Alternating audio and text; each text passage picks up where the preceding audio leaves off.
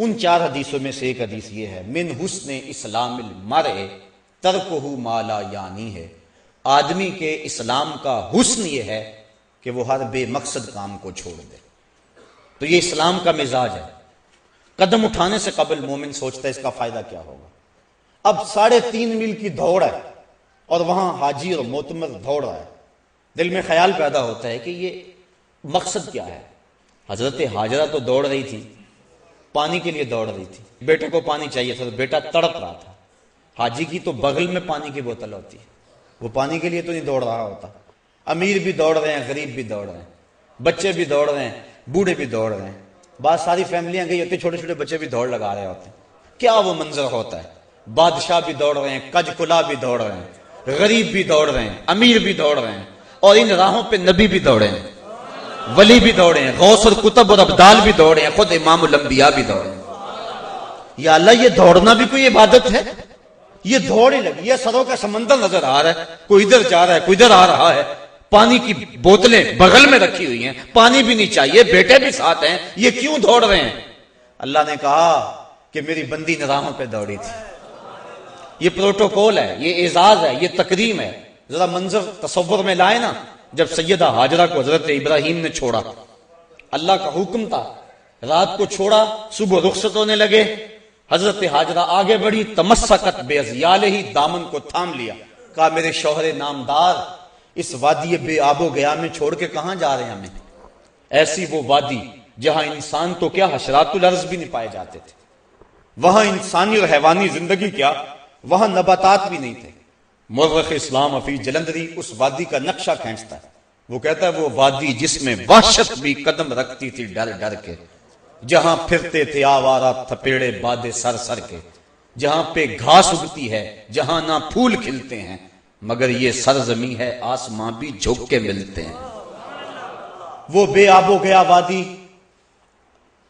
اور تنہا عورت، گود میں بچہ، اور کوئی وہاں پانی کا انتظام بھی نہیں ہے۔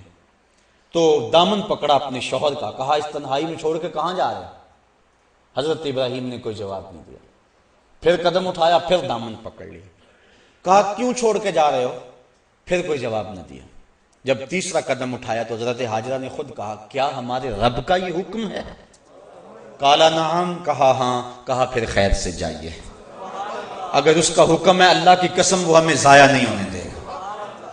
پھر وہاں حضرت ہاجرہ نے دن اور رات گزارے، وہاں دن کو خوف آئے، پہاڑ ایسے محیط جیسے فولاد پگھلا کے ڈال دیا گیا، اور وہاں حشرات الارض بھی نہیں ہے، اور اللہ کی بندی نے حد کر دی، اللہ پر توکل کی۔ آسان کام نہیں تھا، یہاں تو بڑے بڑے پہلوانوں کے پتے پانی ہو جائیں، اور ایک عورت ذات، اور محیط پہاڑ، اور رات اور دن، اور تنہائی اور غربت، اور معصوم بچہ پانی نہ ملا تو ضائع ہو جانے کا ڈر الگ۔ لیکن سیدہ ہاجرہ نے بھی اللہ پر توکل کی حد کر دی، کہا تو نے بھی حد کر دی، لیکن کل قیامت تک جن راہوں پہ تو دوڑی تھی میں بھی نبیوں اور ولیوں کو ان راہوں پہ دوڑاؤں گا۔ تو یہ عبادت قرار پایا، اس بندی کی ادا کو ادا کیا جا رہا ہے۔ کیوں یہاں کیوں سارے دوڑ رہے ہیں؟ اور اللہ کی رحمتیں ان دوڑنے والوں پہ اترتی ہیں جو اس راہ پہ دوڑتے ہیں، اللہ کا کرم ہو جاتا ہے ان کے اوپر، اس کے بعد سر منڈوا کے عمرہ مکمل۔ ان راہوں پہ دوڑ، جن راہوں پہ سیدہ ہاجرہ چلی تھی، ان راہوں پہ چلو تو عمرہ مکمل ہوتا ہے۔ تو یارو، جن راہوں پہ امام الانبیاء چلے تھے، اگر کوئی اس طریقہ مسلوکہ پہ چلتا ہے تو اللہ اس پہ اپنی کتنی کرم نوازیاں فرماتا ہے۔ اور ہم صحابہ کو دیکھتے ہیں، انہوں نے ساری زندگی اتباع سنت میں گزار دی۔ حضرت انس بن مالک رضی اللہ تعالیٰ عنہ کو کسی نے دیکھا کہ شوربے سے کدو شریف کے ٹکڑے نکال نکال کے کھا رہے ہیں۔ کسی نے پوچھا یہ کیا کر رہے ہو؟ کہا مجھے نہیں پتا، ایک دن میں نے حضور کو یوں کرتے دیکھا تھا۔ یعنی یہاں تک اتباع سنت ہے، انسان اپنے مزاج کو نہیں بدل سکتا۔ میرے آپ سے محبت کا رشتہ بڑا گہرا ہو سکتا ہے، لیکن آپ کا مزاج اپنا، میرا مزاج اپنا، گھر کے افراد خانہ کا مزاج مختلف ہوتا ہے۔ بعض اوقات بڑی اماں کو مسئلہ بن جاتا ہے کہ آج پکائیں کیا، ایک بچہ یہ کھاتا ہے دوسرا یہ نہیں کھاتا ہے، یہ چیز فلاں نہیں کھائے گا یہ چیز فلاں نہیں کھائے گا۔ تو گھر کے افراد محبت بھی بڑی گہری، لیکن آپس میں انسان کی جو طبیعت ہے اس میں ہم آہنگی نہیں ہوتی ہے، لیکن صحابہ پہ قربان جائیں، انہوں نے اپنے مزاج کو بھی حضور کے مزاج میں ڈھال دیا.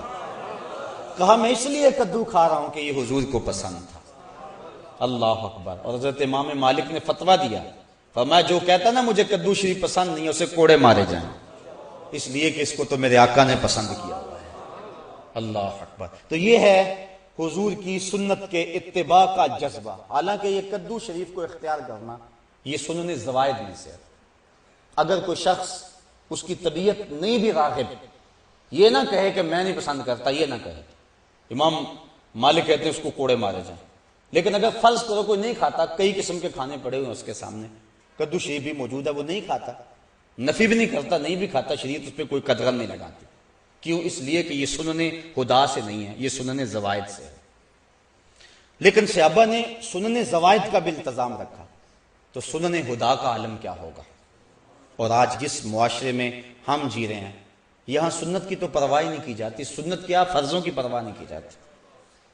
کیسا ماحول اور کیسے حالات آ گئے، اور ہمارے اوپر جو طرح طرح کی نحوستیں اور عذاب نازل ہو رہے ہیں، اس کی ایک اہم وجہ یہ ہے اور لازمی یہ وجہ ہے کہ ہم نے حضور کی سنت سے رخ پھیر لیا ہوا ہے. اور حضور علیہ السلام کی سنت سے منہ پھیرنا یقیناً اللہ کے محبوب کی ناراضگی کا باعث ہے. امام قرطبی نے ایک روایت نقل کی ہے، آ جا کے سہارا تو یہ ہے نا کہ حضور شفاعت کریں گے، لیکن حضور فرماتے ہیں جس نے میری سنت سے منہ موڑا کل قیامت کے دن میں اس کی شفاعت نہیں کروں گا. یہی تو ایک سہارا ہے. اور اگر حضور نے بھی شفاعت نہ کی تو بتاؤ کہ ہمارا آسرا کیا رہ جائے گا. تو صاحبو، سنت پر عمل یہ ایک مومن کا شعار ہے اور مومن کا مزاج ہے. اور آقا کریم علیہ السلام نے اپنی سنتوں کے احیاء پر کتنا پیارا وعدہ دیا کہ جو فساد امت کے دور میں میری ایک سنت کو زندہ کرے گا، اللہ اسے 100 شہیدوں کا ثواب عطا فرمائے. ایک شہید کا درجہ تھوڑا نہیں ہے، اس کے خون کا قطرہ زمین پر گرنے سے قبل اس کے سارے گناہ معاف کر دیے جاتے ہیں. اس نے اپنی جان جیسی متاع عزیز وار دی ہوتی ہے، لیکن جو سنت پہ حامل ہوگا تو اس کو 100 شہیدوں کا ثواب ملے گا. اس لیے کہ سنت پہ عمل کرنا فساد امت کے دور میں انتہائی مشکل ہے. نفس روکتا ہے، معاشرہ روکتا ہے، گھر والے روکتے ہیں. ایک زمانہ تھا کہ ایک نوجوان کی شادی ہونے لگی تو اس کے گھر والوں نے اس کو کہا کہ آپ داڑھی کٹوا دیں، لیکن وہ اڑ گیا. اس کے گھر والے میرے تک پہنچے کہ یہ آپ کے درس وغیرہ سنتا ہے، تو آپ جو ہے وہ اسے سمجھائیں کہ یہ داڑھی منڈوا دے. میں نے کہا اس میں کیا حرج ہے داڑھی میں؟ تو کہنے لگا کہ وہ اس کا بھائی بھی سا کہنے لگا یہ میرے سے چھوٹا ہے لیکن داڑھی کی وجہ سے مجھ سے بڑا نظر آتا ہے. میں نے کہا یہی تو حضور کے سنت کا کمال ہے کہ سنت چھوٹوں کو بھی بڑا بنا دیتی ہے. تم کہتے ہو یہ بڑا نظر آتا ہے، یہی تو سنت کا کمال ہے. سنت عزت دیتی ہے اور بڑائی دیتی ہے. میں نے کہا میں تو پتہ نہیں کتنے درسوں کا نتیجہ ہے اور اللہ سے کتنی دعائیں مانگتا ہوں اپنے سامعین کے لیے کہ یا اللہ جو میں کہوں ان کے دل میں اتار دے. تو میں نے جس کو خون جگر سے سینچا ہے کیا تمہارے کہنے پہ اس کو روک دوں؟ یہ کیسے ہو سکتا ہے؟ میں نے کہا میں تو اس کو تھپکی دوں گا کہ جمع رہنا، ڈٹا رہنا، تیرے اوپر اللہ اس کے رسول کا سایہ رہے گا. تو یہ کیسا ماحول آ گیا، کیسے حالات آ گئے. لوگ کہتے ہیں کسی کو مسیتڑ کا تانا، وہ فلاں تو مسیتڑ ہو گیا، کسی کو کچھ کہہ دیا، کسی کو کچھ کہہ دیا. تو بعض بات ایسا ہوتا ہے کہ کوئی شخص جس نے سنت رسول چہرے پہ رکھی ہے اس سے کوئی ناسزا کام سرزد ہو جاتا ہے تو ہمارے معاشرے میں جھٹ جو ہے وہ اس کے اوپر حملہ ہوتا ہے. وہ جا رہا تھا نا کوئی بندہ سائیکل پہ، تو لمبی لمبی اس کی داڑھی تھی تو وہ بریک نہ لگی تو وہ کسی میں سائیکل لگ گیا. اس نے کہا اتنی بڑی داڑھی رکھی ہوئی ہے. اس نے کہا یار داڑھی ہے، بریک تو نہیں ہے. یعنی اس کا تعلق کیا ہے بریک سے؟ لیکن ہمارے معاشرے کے اندر سنت کو خفیف جانا جاتا ہے اور جس کے نتیجے میں اللہ تعالیٰ کی طرف سے ہمارے اوپر یہ وبال ہے کہ ہم ہر وقت مشکلات اور دکھوں میں مبتلا ہیں. حضور نے فرمایا عرب جب تک امامے کا التزام رکھیں گے دنیا پہ غالب رہیں گے، اور جب امامہ چھوڑ دیں گے تو ان کا غلبہ دنیا سے ختم ہو جائے گا. اور آپ دیکھ رہے ہیں جب سے انہوں نے یہ لباس اتار کے وہ اپنا الگ سا قومی لباس بنا لیا تو ان کا رعب زمانے سے ختم ہو گیا. تو سنت کے دم سے رعب ہے. اور فرمایا الامائم تیجان العرب، امامے تو عربوں کے سر کا تاج ہے. اور جب بدر کے دن فرشتے نازل ہوئے تھے تو ان کے سروں کے اوپر امامے بندے ہوئے تھے. اس طرح داڑھی شریف یہ حضور علیہ السلام کی سنت ہے. خسرو پرویز کے 2 قاصد حضور کی خدمت میں آئے، لیکن ان کی منڈی ہوئی داڑیاں اور بڑی ہوئی مونچھیں حضور کے سامنے جب آ کے بیٹھے تو حضور نے فرمایا یہ تم نے کیا شکل بنا رکھی؟ تو انہوں نے کہا ہمارے خداوند خسرو پرویز نے ہمیں داڑھی منڈانے کا حکم دیا. تو حضور علیہ السلام غصے میں آ گئے، فرمایا تمہارے جھوٹے خدا نے تمہیں داڑھی منڈانے کا حکم دیا اور میرے خدا نے مجھے داڑھی بڑھانے کا حکم دیا. تو ترغیب دی، بلکہ یہاں تک ایک تو ہے کہ داڑھی نہ ہو، دوسرا ہے کہ سنت کی مقدار تک نہ ہو. لیکن حضور کا ذرا فرمان سنیے اور ذرا اس پہ غور کیجئے. ایک تو داڑھی رکھنا سنت ہے، دوسرا کم از کم مٹھی بھر، اور تیسری سنت یہ ہے کہ داڑھی کا استرسال، یعنی داڑھی کو لپیٹا نہ جائے، اس کے اندر مینڈیاں نہ بنائی جائیں جس طرح کہ کفار موتی پروتے تھے، یا اس کو تو دے کر بالکل اس انداز سے اس کی سیٹنگ کی جائے کہ چھوٹی نظر آئے. اس کو کہتے ہیں اقد لحیہ. اور یہ بھی جو حضور نے ارشاد فرمایا من عقد لحیتہ انا محمدا بریء منہ، فرمایا جس نے اپنی داڑھی کو عقد کیا، داڑھی کو گانٹھیں دی، اس کو تو دیے، فرمایا میری خبر پہنچا دو کہ اس سے محمد بیزار ہے. تو نہ صرف یہ کہ اس نے داڑھی رکھی ہوئی ہے اور ہے بھی وہ مقدار سنت کے مطابق، لیکن اس کو تو دیتا ہے، تو حضور نے بیزاری کا اظہار کیا.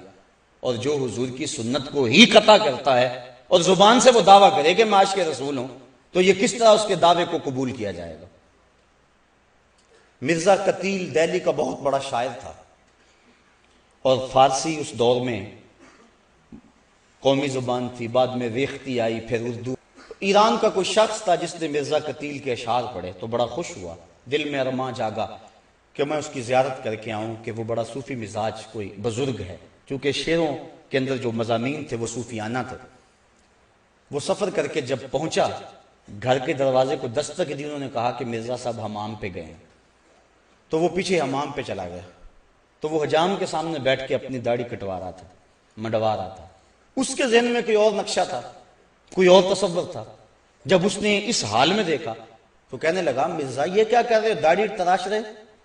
تو وہ شاعر تھا، اس نے کہا کہ میں داڑھی تراش رہا ہوں، اپنا ہی منہ چھیل رہا ہوں، کسی کا دل تو نہیں تراش رہا. تو اس نے کہا کہ یہ تو سمجھتا ہے میں کسی کا دل نہیں تراش رہا، یہ تو حضور کا دل تراش رہا ہے، یہ تو حضور کو تکلیف پہنچا رہا ہے. بس بعض کا کوئی ایک جملہ بھی ایسا ہوتا ہے کہ وہ دل پہ اتر جاتا ہے، تو فوراً وہ چیخ مار کے بے ہوش ہو گیا اور گر پڑا. اور جب ہوش آئی تو مرزا قتیل نے کہا تعال اللہ چشمم باز کر دی، مرا با جانے جاں ہم راز کر دی، تو نے تو میری آنکھ کھول دی اور مجھے یار کی چوکھٹ تک پہنچا.